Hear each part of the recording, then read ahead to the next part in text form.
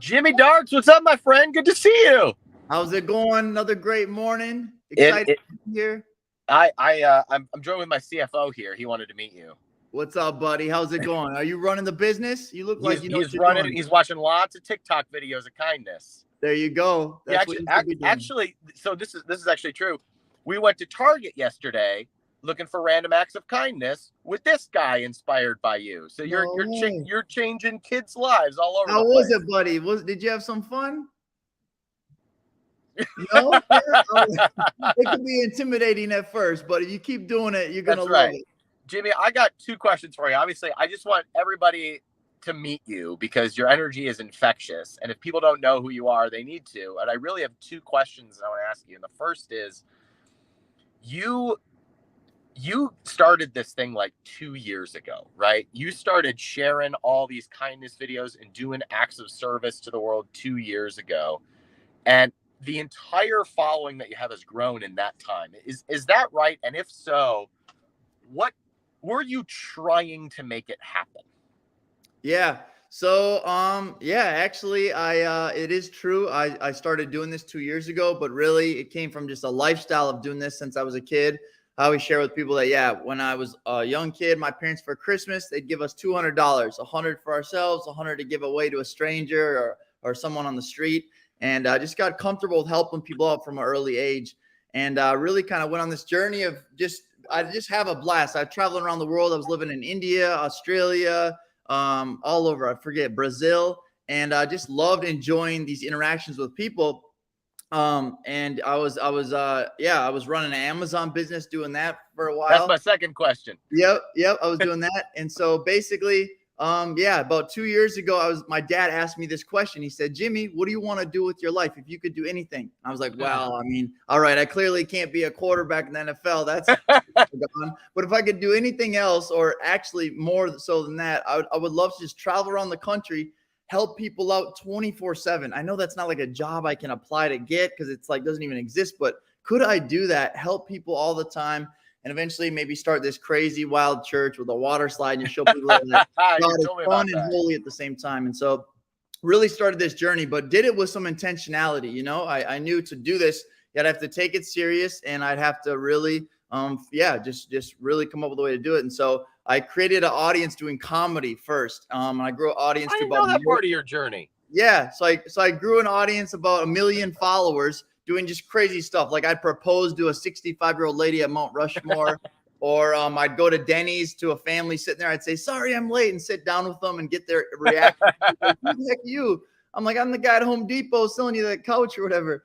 And yeah, I just really had fun with people. And then when I had 1 million followers, I was like, man, I think I can really do what I want to do, which is just to help people 24/7, inspire people, just to like not just drive by people, but to have conversations. And met this homeless gentleman in Miami and asked if he wanted to be friends for the day, and he did. So we went and played basketball, rollerblading, all this stuff. And just in the car, he broke down crying, and he's like, "Man, I was suicidal today. Like, you don't have an idea what that meant to me." And I was like, "No way, bro. That's crazy. Like, I can't believe it. Can I pray for you?" So I say a prayer for him. I said, "Man, do you have Cash App by chance?" And he said he did. So I was like, "All right, bro, I don't know how this is going to work, but I'm going to put your Cash App at the end of the video and see if people will donate." So I went to bed. The video had like 10,000 views. I was like, maybe he got 50, $100, but how cool would it be to just like get the whole internet to support this guy? You know, I remember being a kid, people were always donating to things, but I'm like, how cool is it if you could donate and then see the video of the face that went to?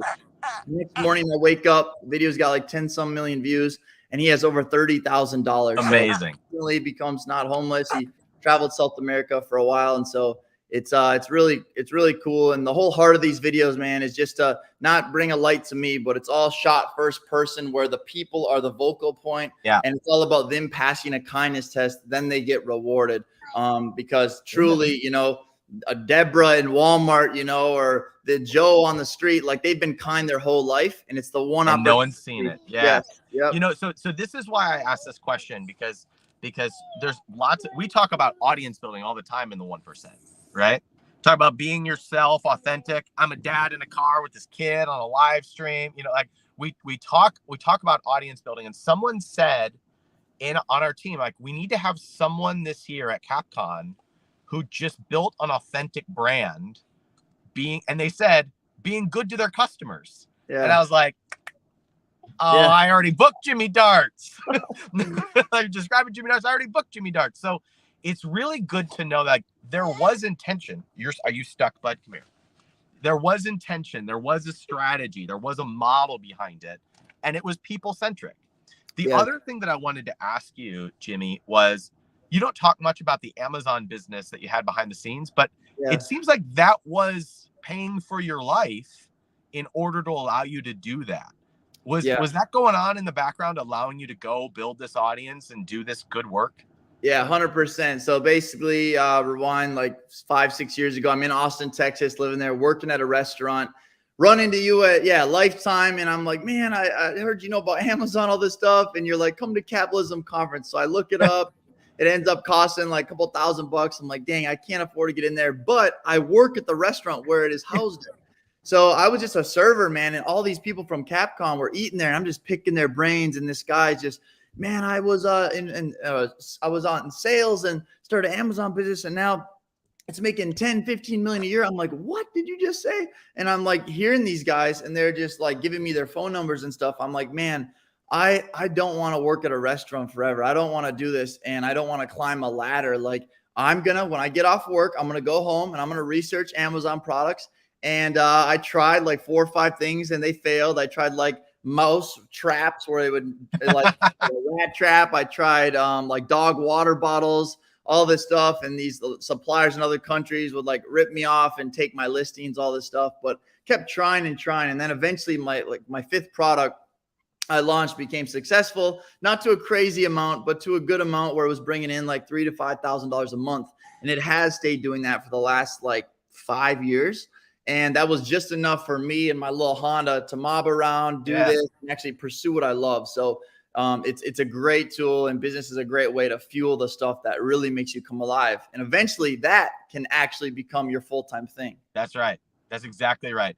This is maybe my favorite story of my career, of you being at CapCon as a server and then us, reconnecting.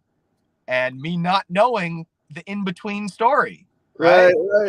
And now you're speaking at the event. And like, I cannot wait to have you, dude. Like it's funny. In a way, I might have shifted the direction of your life, but now you are radically shifting the direction of mine, and just our conversations and our phone calls. Like you are making me want to do more, be more, become more.